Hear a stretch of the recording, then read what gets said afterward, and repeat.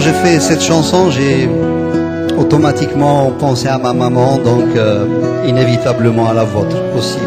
Je me souviens, je devais avoir 7-8 ans, pas plus. Nous étions en Kabylie.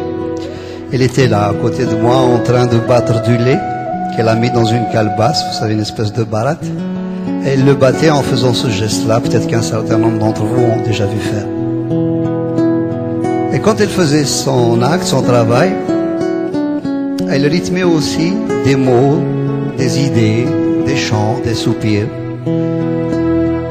Ça lui arrivait de pleurer des fois, même d'esquisser un sourire à des moments aussi. Et vous savez, sur le coup, j'étais jeune, beaucoup trop petit pour comprendre. Ayant bien sûr grandi et surtout ayant emmagasiné toutes ces choses dans ma tête, dans ma mémoire, je me suis rendu compte alors qu'elle ne faisait que se confier à son instrument, parce qu'elle n'avait pas d'autre interlocuteur valable. Et c'est là où j'ai compris une chose, cette image de femme qui était là, subissant la loi du milieu, du mal, et qui se confiait donc à une chose inerte. Et c'est là où j'ai compris une chose assez importante dans ma vie, c'est que ce n'est déjà pas évident d'être une femme en général dans n'importe quelle société, qu'elle soit moderne, avancée, aboutie ou non. Je crois que ça allait encore moins dans des sociétés à forte tradition telles que la mienne. Et j'en voulais pour preuve cette dame qui se trouvait être ma mère.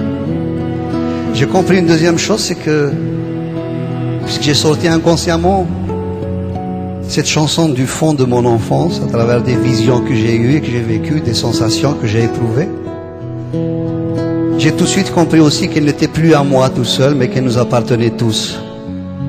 Parce que d'abord, on a tous une maman et que, pour peu qu'on appartienne à une de ces sociétés un peu à forte tradition, on a une image de la mère assez spécifique, assez spéciale. Et à ce titre, j'ai l'habitude donc de la partager avec vous en vous demandant une chose bien simple, ce que je fais depuis pas mal de temps.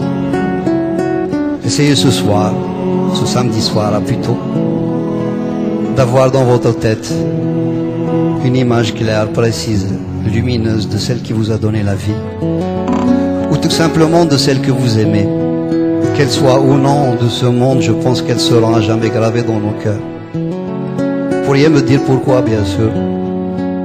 Parce que l'un de vous pourrait me dire, bon, ma maman est avec moi, on vit ensemble, il n'y a pas tellement de soucis. Quelqu'un d'autre me dira, j'ai de ces nouvelles au téléphone, on se tient en contact. Et vous savez, ce n'est pas du tout pour ça. Je vous le demande parce que je suis convaincu que vis-à-vis d'une femme en général et d'une maman en particulier, je crois que nous avons tous quelque chose à nous faire pardonner, ou à tout le moins à nous reprocher. Dites pas non tout de suite. Rentrez en vous-même, questionnez-vous, et vous verrez bien.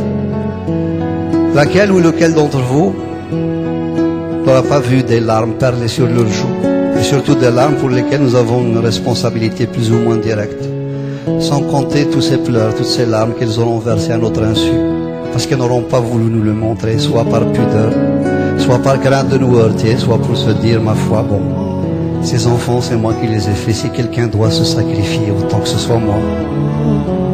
Franchement, laquelle ou lequel d'entre nous tous aura été péché dans le tréfonds de leur cœur, le moindre de leurs frissons, la moindre de leur fragilité, et surtout cesser de voir en elles des mamans couveuses ou des mamans allaiteuses qui ne sont là que pour la reproduction, alors qu'elles peuvent aussi avoir de la place pour un cœur contrarié, des amours contrariés, un désir frustré, etc.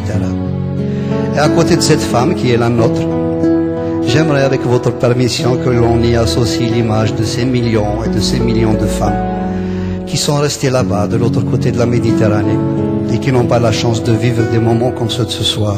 Et là aussi, vous pourriez me dire pourquoi? Parce que, comme nous tous, il nous arrive de rêver, et puis surtout de courir naïvement après nos rêves.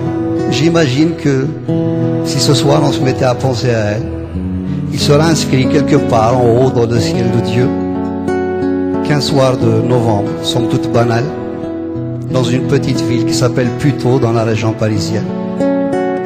Quelques centaines de personnes étaient là ce soir. Mais cette soirée banale devient exceptionnelle dans la mesure où c'est quelques centaines de personnes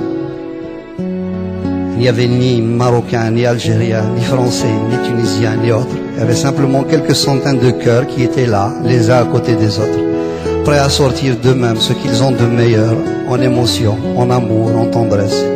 Et que dans un élan commun en pensant à elle, bien sûr, j'imagine une boule émotionnelle monter dans le ciel, traverser la mer et puis aller s'éparpiller en millions et en millions de petits morceaux, chaque petit morceau étant un tout petit peu de bombe dans leur cœur meurtri. Et c'est à ce moment-là où cette fois-ci, je suis sûr que ce n'est plus un rêve, on se dira dans un coin de ciel que ce soit là, dans cette petite ville de Puteaux, ces quelques centaines de gens ont fait quelque chose de magnifique. Sendo.